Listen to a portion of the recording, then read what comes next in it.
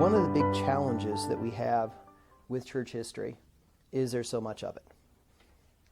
And the framework and the flow and the follow.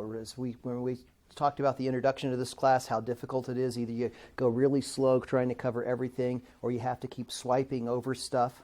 So this morning, I don't know whether this is going to be helpful or not, but the first part of this lesson, we're going to sort of do a little bit more review, just kind of keep the flow in your mind of where we are, and then we're going to go into some of the details of that.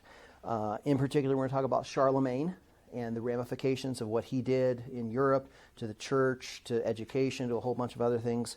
We're going to then talk about some of the Western theological developments that came into that. Last week we talked about the Eastern Church and some of the developments that went in there, the theological issues that came into play.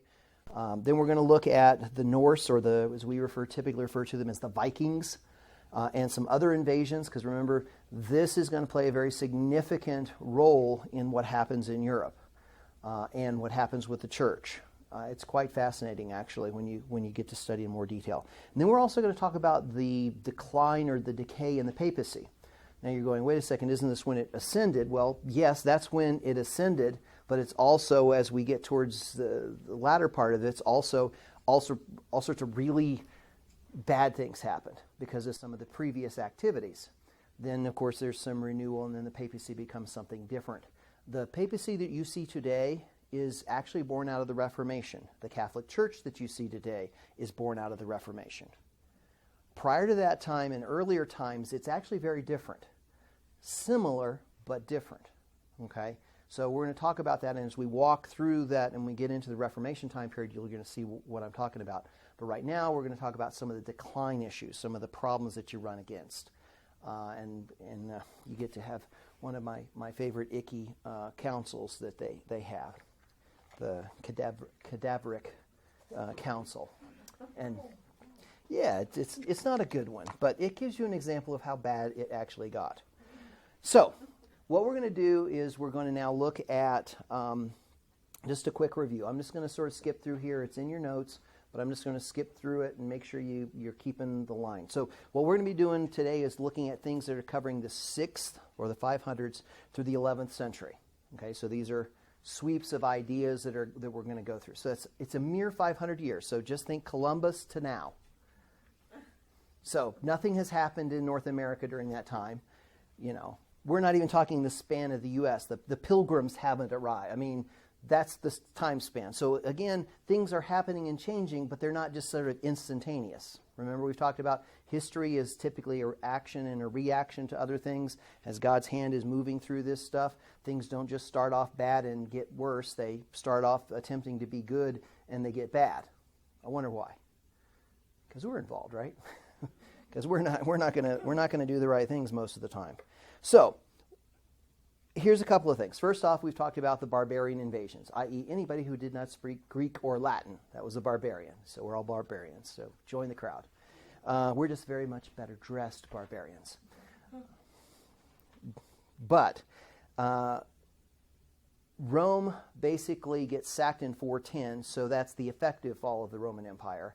The official Roman Empire fall is in 476 or 484, or depends on where you want to date it, but 476 seems to be most scholars' date they like to pick. And we've talked about that the only thing that was really left in an organizer structure to govern anything was the church. There were tribes and chieftains and all that stuff, but there's a huge fracturing in Europe. The structure of communications breaks down. The one organization that's still there is the church. Therefore, it is naturally going to try to step in and help, right? We want to help. And unfortunately, when you want to help and now you become something that you're not, what is the probable outcome of that?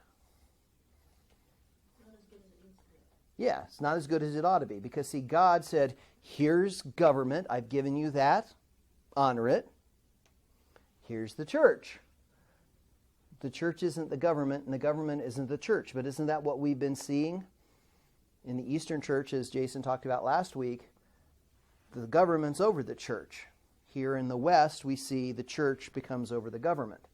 And then they get into fights, and there's all sorts of interplay that go along with that. So that is a massive impact on how the church operates, the doctrinal issues, the practical issues that it does.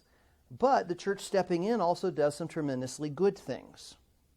And see, that's where if it stayed where it was or meant to be, it would be much better. But it unfortunately didn't stay there.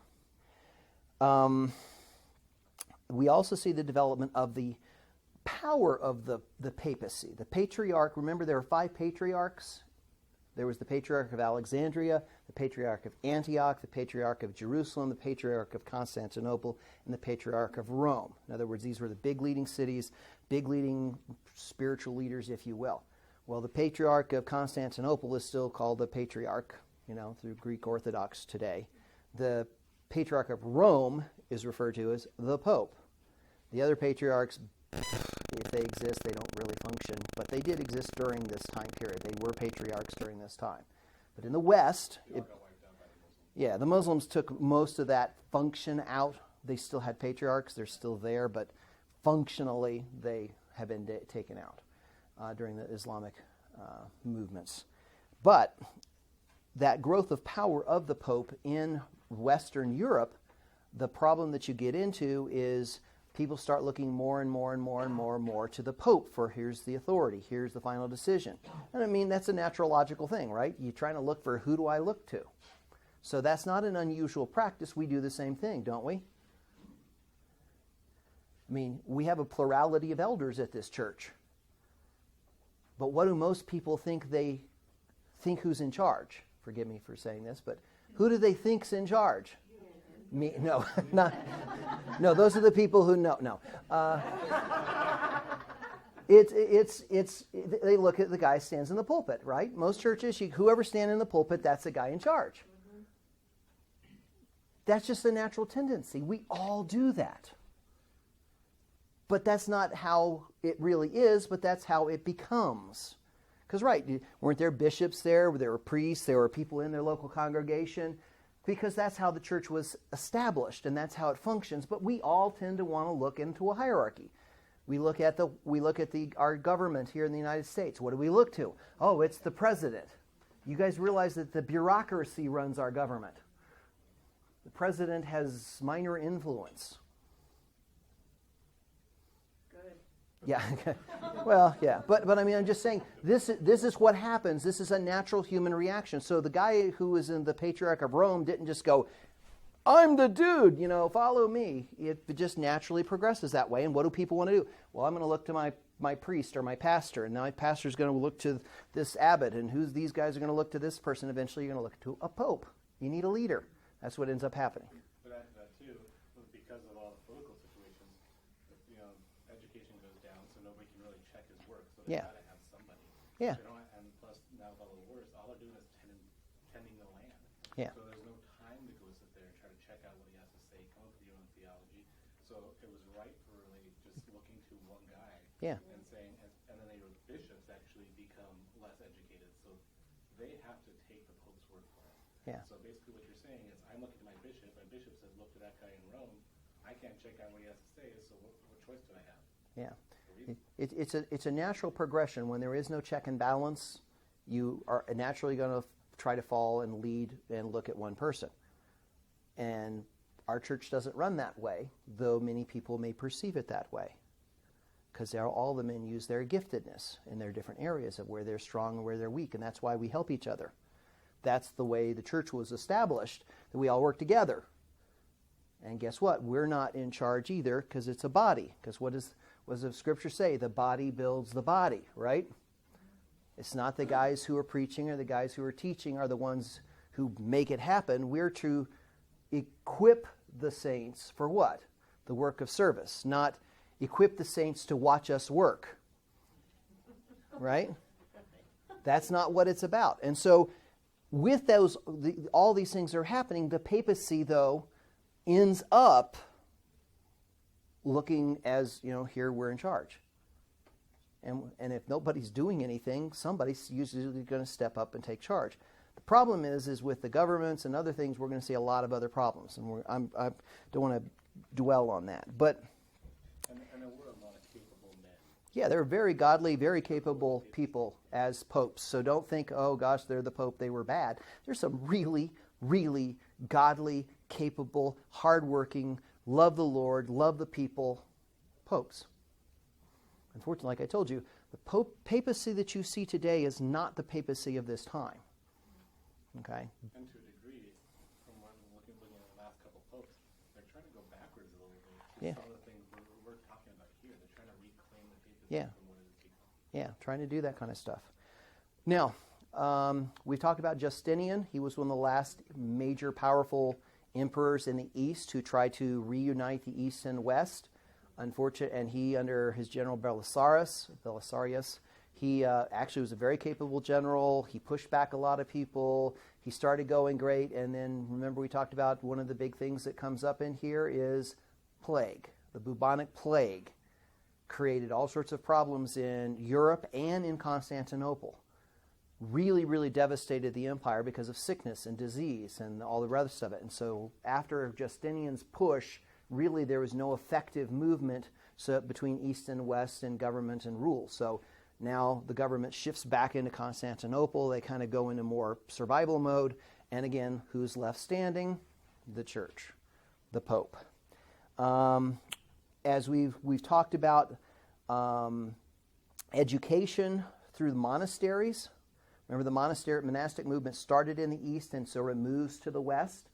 In the East, as we've talked about, it remained more ascetic, more integrated, and more linked with the church, and actually impacted it positively from that perspective. As it moves west, it becomes much more practical and pragmatic, also linked with the church. We'll talk a little bit about Benedictine renewals here in a minute.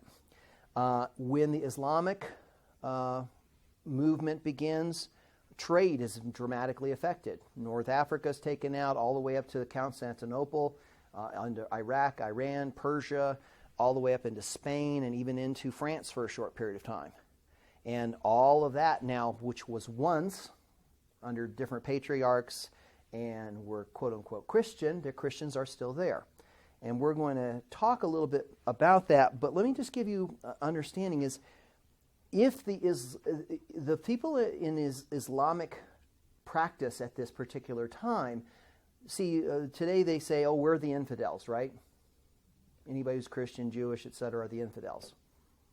That is not what an infidel is in their early teaching. An infidel is anybody who is not a person of the book.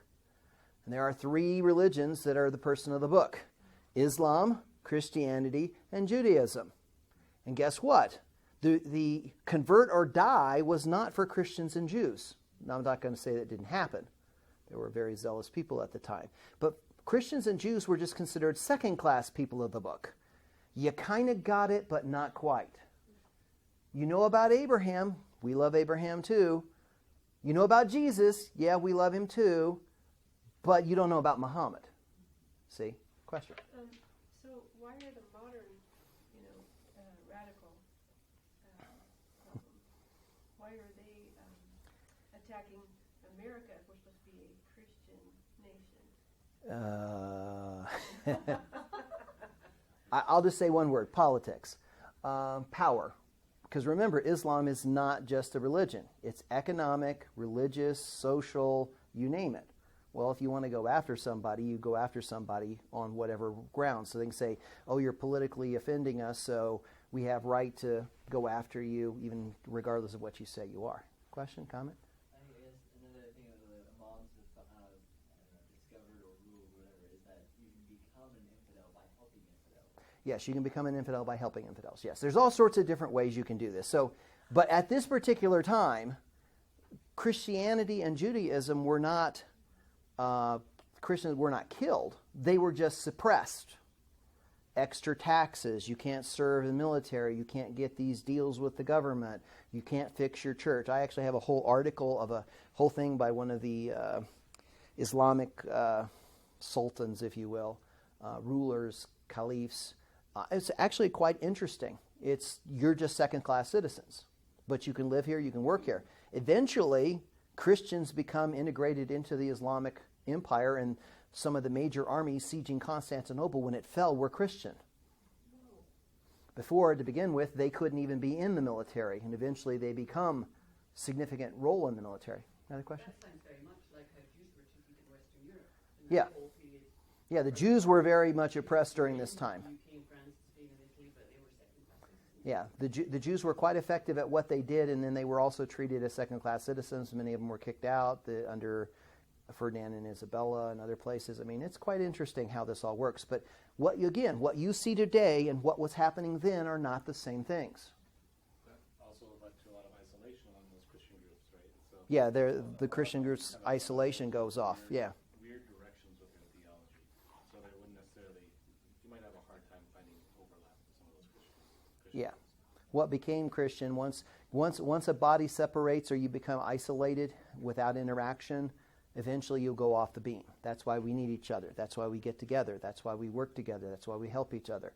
That's why it's so important, guys. We cannot become islands, either individually within our church or our church. Doesn't mean we have to become part of a hierarchy, but we do need to work with each other because it's too easy for us to make mistakes and go off the beam. All of us. It doesn't matter who you are, how smart you are, how much you've studied. It's easy to go off the mark. We are fallible human beings, and a lot of these people that get isolated fall into that. So are you seeing all of the ramifications and all the stuff that's flowing out of this? These are a lot of different impacts. Now, naturally, we've also talked about once the Muslims come in and start restricting trade in the Eastern Mediterranean and Southern Mediterranean, well, now they control the trade routes to India and China and all that stuff. Remember I told you that there are actually Buddhist and Hindu statues and figurines from India that were found in Britain from Roman times. I mean, that's how far and wide all of these type of trade was going on. Well, once that trade gets cut off, you have lack of circulation because there's no government, there's no coining of money. Guess what? The only thing that you have left of any value is what? Land. And guess what happens when land and lack of trade? What is the system of government that is going to naturally spring up from that? Feudalism. The lord and the liege, or your liege and lord, and all these different kinds of people. Your serfs eventually come into it. So everything that you do. Now, if I'm owing allegiance to one guy who owes allegiance to this guy, and I've got this land and I'm trading, and then an invader comes through and he becomes the new lord, talk about, property conflicts. You could always just claim, I'm sorry, I can't help you in fighting this guy because I owe allegiance to that guy. It's amazing what happens. Plus, everything then becomes isolated. Things becomes limited. Your travel, your education. But what's the one thing still there? The answer is the church. Yeah, it's church history. The answer is usually the church as opposed to Jesus if it was in another class. So,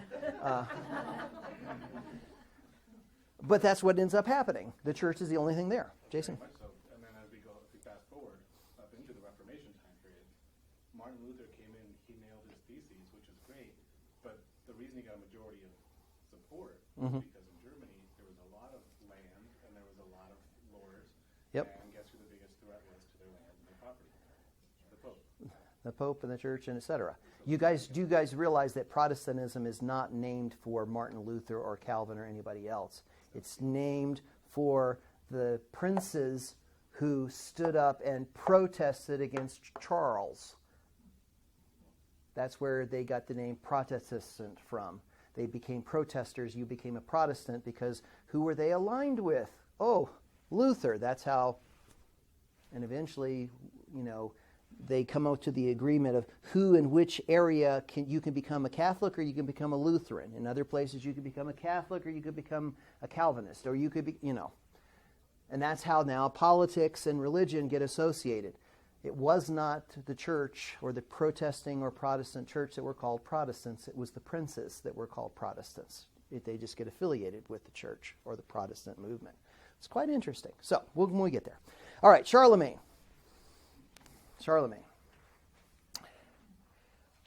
This guy is considered by most scholars as the father of modern Europe, or the beginning of trying to make what Europe was from the Rome. It fell. He's the guy who sort of kicked it in the right direction towards what would be referred to as a more modern Europe.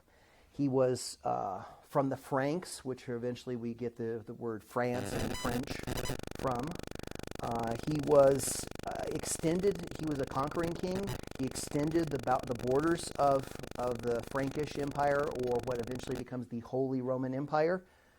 beyond the Romans, especially to the east. He actually was quite successful in doing all sorts of stuff. He eventually got sort of beaten back when he got to Spain, but he ruled a tremendous, powerful area, and he was crowned the emperor, or the emperor of the Holy Roman Emperor, or king of the Holy Roman Empire, on Christmas Day, 800, okay, the beginning of the 9th century. So remember, we had Rome official fall in 476. Now you have Charlemagne, 800. Okay, so now we're talking pilgrims to today, from the time of the pilgrims to now. And that's when you get some resurgence. Everything else was sort of wandering in decay. Now, don't worry, the barbarians have not stopped, so we'll get to more barbarians. But he basically was an absolute ruler. He was a dictator, but a wise and generally kind one. Now, today we would go, oh, what a horrible man he was, because, we would all just be slaughtered, guys, just so you know. If we lived in those times. We are utter wimps compared to the people then. They were tough. We wouldn't last very long. And our rulers would certainly not last very long because they'd all die. These people were very, very direct in the way they dealt with politics and religion and governments and everything else. This guy was absolutely in charge. Now, something that I'm not going to go into, but we mentioned it way back early, is he implemented a policy of convert to Christianity or die to the people. So the infidel pagan thing, well, in his view, you need to be converted to Christianity because you needed to honor my God and my power and my authority. That's not particularly Christian, but it is very good as a king and a politician. If you ever run Machiavelli, very Machiavellian in his approach. But for the people he conquered, this was very normal. Because remember we talked about transcendence and continuity a long time ago? Jason brought some of that stuff up. They viewed their deities as the ones who fought for them. And if they lost against you and your deity, which deity should they serve? Your deity, because this deity is more powerful. So you want to be on the good side of God. That's a completely invalid way of looking at the world, but that is how the world looks at the world. So you had two choices if you lost in battle to Charlemagne. Convert or keep fighting and die. And there's some good stuff in your book that there's a lot of kings that converted, and then their people converted. And so most of the baptisms of Christian Europe were, we lost the war, your God won, we'll baptize you, okay, we worship your God. Now over time that changes, because people then actually become real believers through missions movements and the monasteries and things like that. But to start with, it was, I'm in charge, my God won, convert or die. That's the way it worked. So he has absolute control over education, the appointment of generals, leaders, and clergy. The good news about Charlemagne is he was a very wise, very good guy who understood people really well, and generally he put good people in charge. Good, solid, honest, hardworking, quote-unquote Christians. Now, most people go, good, we've got the Christian in charge. Boy, we love this. There's a principle, however, that is going to create a problem, because once you establish that precedent, now when you get somebody who isn't so good at doing that, people then go, oh, well, now you're appointing bad people. This is wrong. Well, why was it right for Charlemagne to do it, and it's wrong for the next guy to do it? Well, because he did good stuff, and you're doing bad stuff. So it's not of who you appointed or not. That's how, unfortunately, we look at the world. It's what was the principle behind it.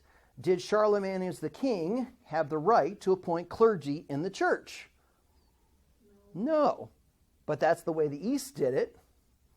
That's how they started setting the precedents. So now you start getting this fight between who can appoint who. And yet the Pope is the one who crowns Charlemagne the emperor. So the church is supreme. Except when Charlemagne steps in, or his successors. See the conflict that's being set up here? So most people accepted what Charlemagne did because it was good and better than what we had. Whether it was correct or not is a completely different story. Later on, you find out the incorrectness of it creates other problems. So this is that principle versus practical. Are you going to stand on your principles or are you going to stand on your practicals? One of the Jason? things, too, about the Pope at this time is the Pope realizes that without Charlemagne ruling, there is a possibility of invasion. Always a possibility. Yeah. Yeah, you need the military arm Yeah, so to Pope protect the wants church. To make sure that Charlemagne's on his side because he and his church and his people are just as vulnerable as everybody else. So that the Pope at this point has a vested interest in keeping Charlemagne in power. That's why he's willing to listen to Charlemagne. And Charlemagne says, I don't want that guy there. I want this guy there. Yeah. At the same time, Charlemagne's depending on the Pope to hold people together. So there's A symbiosis between the two. Yeah. it's not always. Yeah, it's not as quite black and white as we want. Isn't life messy? Okay, so he was an absolute ruler. Good absolute rulers are great. Bad absolute rulers are really, really, really bad. Right? Isn't Christ king? Isn't that going to be good? Isn't that good now? If he was a bad king, attributes of God, if he was different, not so good. I have absolute sovereignty and power, and I'm not nice. Bad thing, but in this case, we don't have to worry about that.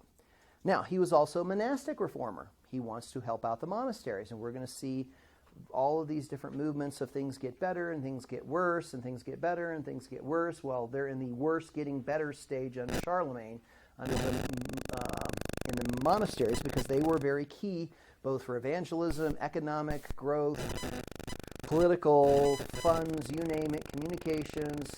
The monasteries were key because the monasteries in the West were very practical, godly but practical. And some of the things that he does is he brings this guy named Benedict of Anane, not to be confused with Benedict of Nursia, of the famed Monte Cassino monastery in Italy. That Benedict, the first Benedict, is the guy who established what we call the Benedictine rule, or the rule of Benedict. This is the Benedict who reestablishes the Benedictine rule under Charlemagne. Okay? All those Eusebiuses and Benedicts, you're going to get tired of Johns and Leos and Gregories, and when you talk about the popes, forget trying to figure that out. But he says, okay, we need to reform these monasteries. And he does a really good job, brings in people to do that. And in these monasteries, they lived a very disciplined life, but not a harsh or ascetic life. To us, it would be, criminal behavior. We don't treat our prisoners this bad. Okay? But in their world, they were humble. They were disciplined. But they were all equal. They all cared. They all worked. They all served. It was very benevolent. It's like, okay, old guy, you can't walk, but we're going to make you scrub the floors. No, they went, this guy has medical problems. We're not going to do that to them, even though we're all equal. See that? There's that all equal rules, except the rule also said grace. Let's be kind. Let's be rational.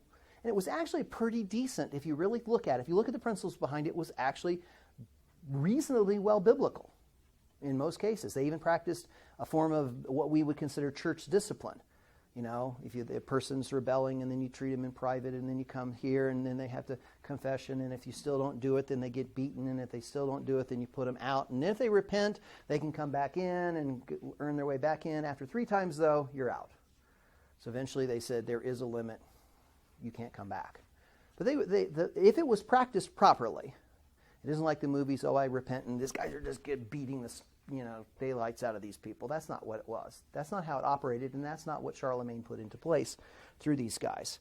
But these become the center of learning, education, scribal copying. Because, see, they had to have copies of the Psalter and other books to be able to recite and to pray. All of those things that we reference, all the hours of prayer, Compline and Vespers and all that stuff. This was established under these rules. These are when they did their stuff. But it wasn't they were just staring there silently. They were singing, they were praying, they were memorizing Scripture. They were doing all sorts of stuff. Now there's other ones that, the vow of silence stuff comes in, but not under the Benedictine stuff. So, renewal that's going on during Charlemagne. He was also an educator. Charlemagne was keenly interested in education. Even though he couldn't read and write, he tried to. He tried to learn. In between conquering Europe, he was trying to in his spare time between 4 a.m. and 5 a.m. in the morning or whatever, he was trying to learn to read and write because he knew it was important. He recognized it was important. And he has these people that bring in Alcuin of York.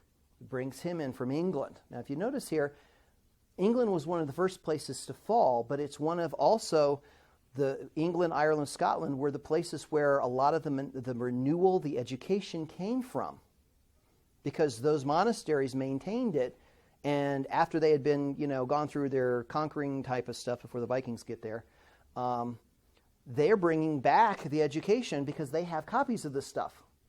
So Charlemagne brings in people from England. He also brings this guy named Theodulf from Spain, who's also a very educated man, and brings him back in. And as people see that Charlemagne's an educated man who wants to become educated and wants his people to become educated, lots of educated people come there because it's relatively stable, because, he's the Holy Roman Emperor and he's got this thing relatively in peace at this particular time. So where would you like to live? Where everybody's killing each other, or where you have a chance of living a little bit longer? So people who want to do that, that's where they move to. He also standardized texts and lettering. If you're in the hermeneutics background authority of the Bible class ever, before the 9th century, things were written in capitals, no punctuation, everything all together. And a lot of the text types that we get the Bible from, you can recognize anything before the 9th century.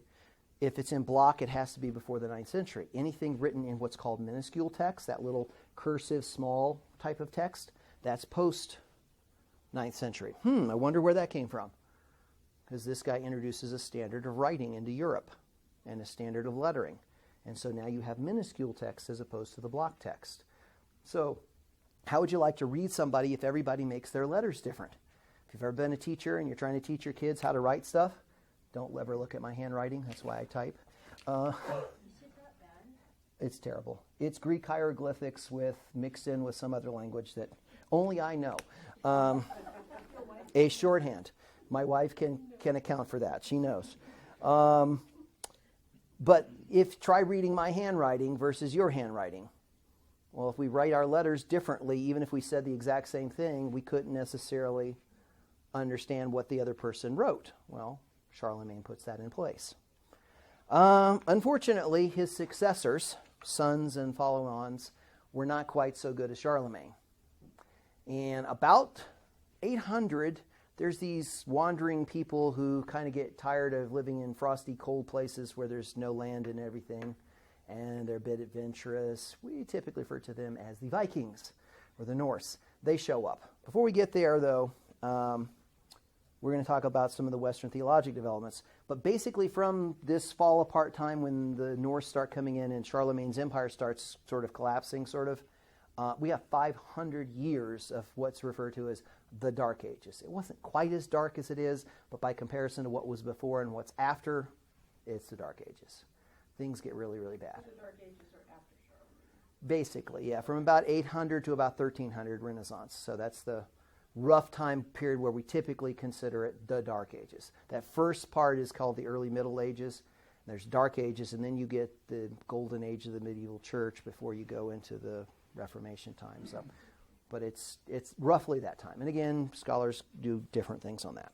But Western theological developments, what's going on? First off, we have not a lot of systematic thinkers. Imagine that. I think I'll systematically think about doctrine and all this while I'm running for my life. Oh, by the way, I can't read, so it's only what I can remember. How many of you would pass that one only I can remember? The I can't, is it the Bible? Is that what am I talking about, Because I can't, now I'm lost, guys. Now I'm lost. It's really bad. It's really bad when you've known somebody for 25 years and you can't remember their name. It gets bad.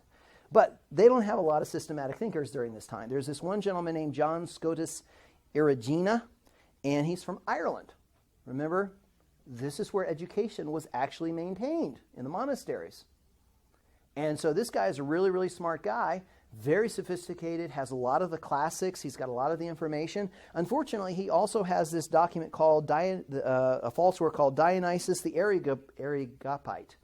Remember, Dionysius was supposedly where Paul was preaching at the Areopagus in Athens. Well, this work is supposed to have been one written by him. So people getting this thing are going, wow, here's a first eyewitness of what Paul said. And if you know no better, because right now textual criticism and forensic evidence and all that other kind of stuff doesn't exist, and you get this in your hands and you're a scholar, what are you going to do with it? Go, man, I got an eyewitness source of what Paul was talking about. Unfortunately, it was false. It was a Neoplatonic writing. So he started interpreting Paul's writings in a Neoplatonic way, which that follows the church even to this day. Okay. The good news is he was way too smart for his own good. Nobody could read what he did, and so he couldn't communicate. And eventually, his work was considered heretical. But he was one of the few guys who actually tried to do some systematic thinking about the Scriptures. Secondly, we have the Christians who were under Muslim rule in Spain. Their practices had not changed from Roman times. Now, what has been going on in the East and the West, liturgically and doctrinally? We looked at all these different debates and all these different doctrines of who's Christ and his natures and his deity or not and all that kind of stuff. Well, if your liturgy over here in Spain hasn't really changed, the word choices that you might use in that liturgy might give pause to other people. Just like we're going to talk about like Jason talked about the soliloquy. We're going to talk about that in a sec. But these guys were referred to as the Mozarabs, or I don't know, Muslim Arabs, I don't know. But Mozarabs, and they used an expression to recognize that Jesus as the Son of God by adoption. Now, for all of you who are going, red flag, adoptionism, because I know you guys have studied adoptionism, right? This is not adoptionism that you've studied. This is the word that is being used to recognize the difference of his deity and his humanity. Not that Jesus was a man who was adopted by God as the Son of God. That's adoptionism. This is not what's being used here, but guess what? When Charlemagne and the church and the Pope start coming in, trying to come into Spain, you run into these believers who have this several hundred-year-old liturgy that says that Jesus was adopted. Now, the Western and Eastern churches have moved on, so there's this kind of conflict that goes on. Eventually, the guys who were sort of leaders of this Elipandus and Felix, they basically, once they die, this controversy goes down. But that's just word choices. Because what's the third one that was a word choice issue we saw from last lesson? The Filioque clause. Anybody remember from last week what the Filioque clause was? It deals with the Nicene Creed, the West and the East. From God alone or from God and I forget it. Yeah, it was the Holy Spirit, the Nicene Creed, Holy Spirit proceeds, Greek, from the Father. The Filioque adds, and the Son, except proceeds is written in Latin. And the Latin and the Greek, as Jason explained, have different emphasis. One is source, one is agent. So if I'm sourced from here, but I say I sent this person, that's an agency type of an idea. So they're both correct, both wrong, depending on which language you're using. And so the Filioque clause, as we saw from the Eastern Church and the Western Church, this is going to become a nightmare. Eventually splits the two churches. But this is being developed, and Jason explained it real well last week. Fourth, we have debates regarding predestination. Hey, look at there, predestination. Run into that one over and over and over and over again. Well, this guy named Gottschalk, he concluded from studying Augustine's writings. There's Augustine again. You can use Augustine for anything, by the way. Whatever you want to defend. He says the Roman Church has drifted away from Augustine's teaching and gone into semi-Pelagianism. Unfortunately, he, of course, like when you're trying to make a point, what do? Keep driving it and driving it and driving it, and then you fall off the edge. Well, that's what he did. And unfortunately, he made some people that had power mad, and they basically locked him up. people didn't like him. So there was predestination, election debates back during this time period. He pushed it too far one way, and many of his opponents were too sloppy with it. They're like almost ignoring predestination, which was what he was saying. You guys are becoming semi-Pelagianists. That's not what the church has established. That's not what Augustine wrote. And if you notice here, a theme, what other people wrote. How many times have I mentioned the Bible in this lesson? Zip. There you go. That's what happens when you move away from the Bible and you just start looking at men.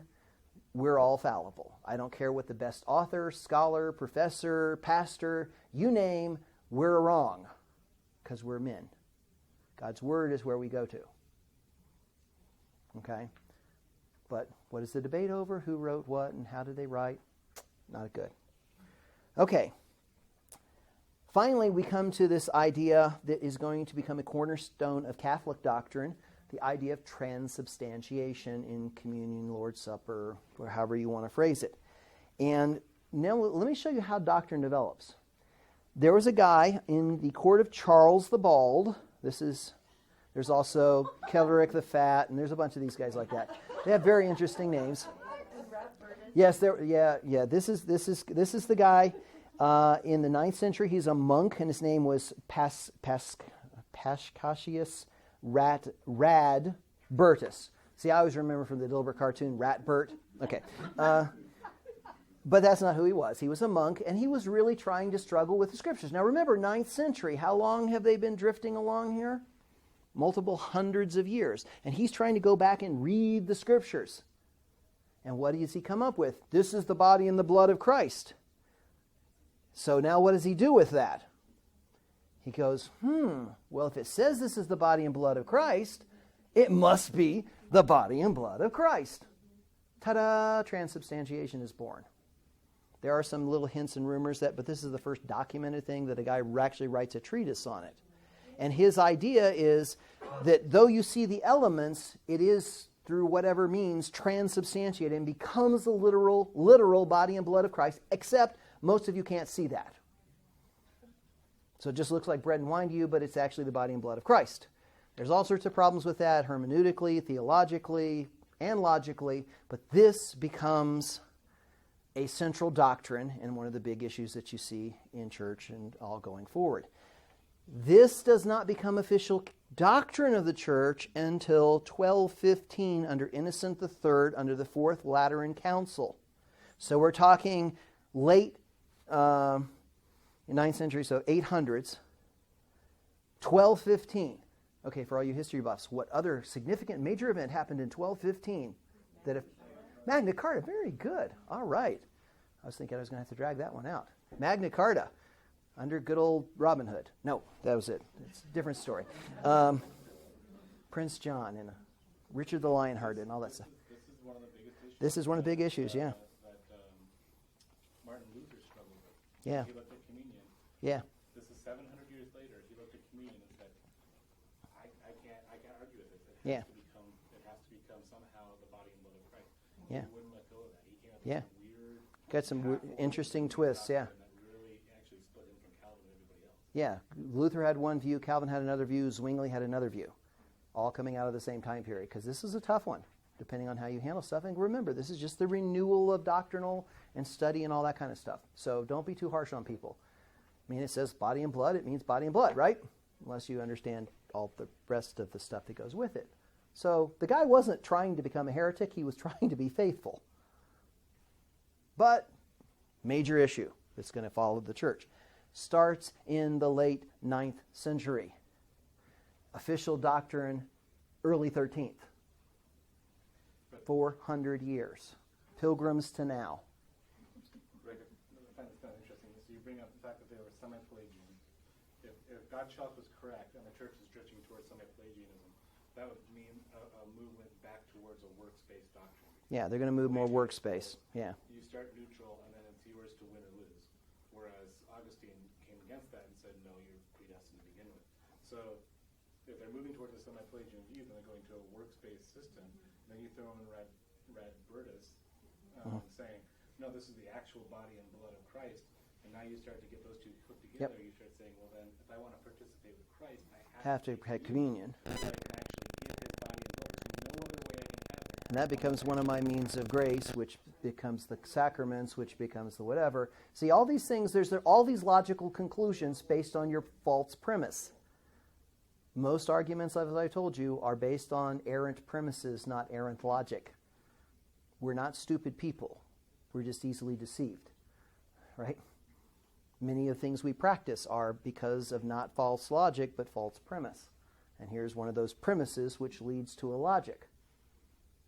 Okay, so that's the key things to get through. All right. I'm going to kind of skip over the Norse and the Vikings and the other invasions that come along here. The key thing is the Vikings start coming in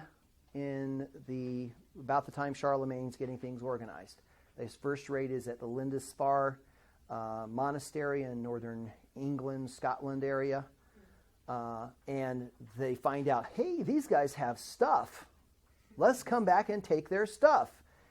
And they are just these farmers and sheep herders and, monks, easy killing. And that's what they do. And if you follow English history, you'll find that the only region that withstood the Vikings was Wessex, which is in the east or west of England. Okay? And under Alfred, and because of some of his tactics and the things I'm not going to go into, he was able to hold them off. Okay? Quite interesting. He literally was the last guy standing. And what happens when the Vikings come into Normandy, which was named for the Norsemen who were the Vikings. And eventually the Norse from Normandy come into England in when? 1066, Battle of Hastings, William the Conqueror. The Vikings also go all the way around into France, up the Seine River to Orleans and Paris, because their boats can do that. They go around into Iberia. They actually attack in Spain and sack some Muslim cities. They go into Sicily. They take the island. They go into southern Italy itself. They go into southern France. And actually, they end up being the ones who hold back the Muslim invasions in the 9th and 10th century. So it's interesting. The guys from the north end up in the Mediterranean. I guess they needed a Club Med cruise or something. I don't know. But they enjoyed it down there. And they have this devastating effect because now they're attacking all this stuff and ruining all these things. But yet they then end up culturally, the Canute, who is the king of Denmark, is actually who ruled England for most of it, and Sweden and Norway and a bunch of other areas. So you see all of these different things that are going on. Question? Do they provide some type of government? No, they're raiding Vikings. They eventually assimilate into the communities. William the Conqueror actually reinforces stuff in England. But the thing about it is they were very strong military and economic. Greenland, Iceland, all those areas, they eventually become Christian. They assimilate into the culture and the teaching. And the raiding Viking pagans, Odin and Thor and all whatever, become Christians. It's kind of interesting. So you end up with all of those guys. Jason? For the record, William the Conqueror is much cooler than Charles the Bald. Yes, William the Conqueror is better than Charles the Bald. Yes, and Charles the Great, Charlemagne, is cooler than Charles the Bald, or Keldric the Fat, or a couple of these other guys. I do like Charles the Hammer. Yeah, Charles the Hammer. Yeah, you got to have that cool tag name there, right? We also get the invasion of the Magyars, which come in. They're coming from the what's modern-day Hungary. They come in, they settle, they're eventually defeated. They actually become Christians, and one of their early kings is Saint who? Stephen, or Stephen, yeah. So a lot of the patron saints come from this. This is one of the kings of the Magyars. Now, I have to, even though we're going to go late, I have to tell you about the decline of the papacy. I've just got to. I've already told you that things are a little bit different. Things are entangled. The church and the state are getting involved. But as Charlemagne, his dynasty starts to crumble, again, it goes back to where's the perceived church is the power. And so who, if you are a local ruler under a feudalistic government, are going to look to try to influence? The answer is the church. And who in the church is the guy that you want to make sure you have real control over? The Pope. See, in the West, you want the Pope because it's affecting the government. In the East, you want the Patriarch of Constantinople so you can affect the Emperor, who affects the church. Right? Just who you need power. You want to be in near the leader in Constantinople because he's going to affect the church. In the West, you want to be near the Pope or control the papacy so you can influence things politically, governmentally. And guess what happens when you mix politics and religion? Good things, right? Yeah, it really works really well. Well, basically, all of this stuff gets really bad. Now, that does not mean there were not good popes during this time. A guy named Nicholas I and Hadrian II actually tried to use papal power to curb the excesses of the wealthy and powerful. They literally tried to step in and say, no, guys, that is not Christian. That is not the way we behave. That is not the way we act. I'm going to use my power to stop that. So see, these guys weren't all bad. Some of these guys really did care about their people and the congregation and the flock and everything else going on, and they really did try to use their power and influence to stop it. Okay, when you say use their power to stop that, is that forcible, external? Great excommunication tactics that start developing. I will threaten you excommunication-wise. Plus, I have trade, I have communication, I have wealth, I have land, I have all sorts of stuff.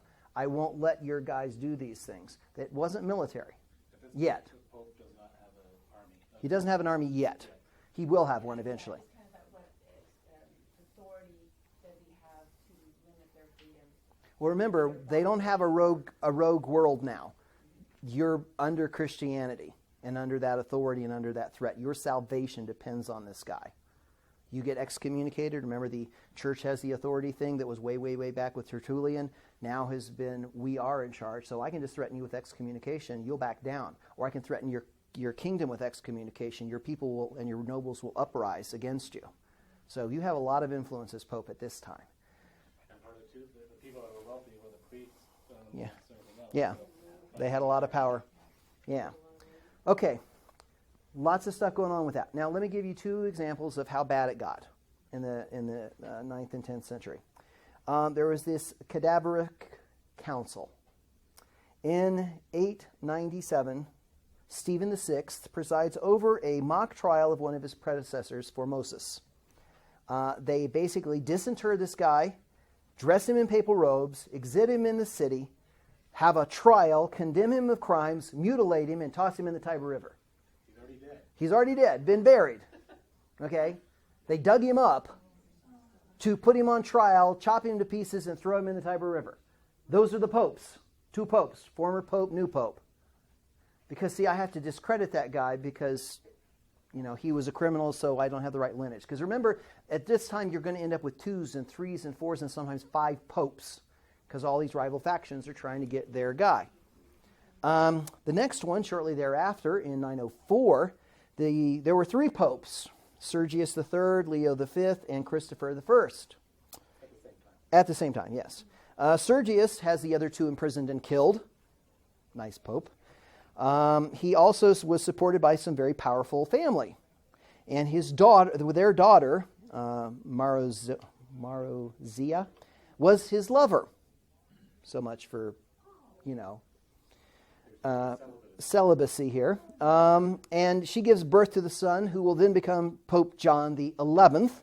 And later the grandson will become Pope John the 13th.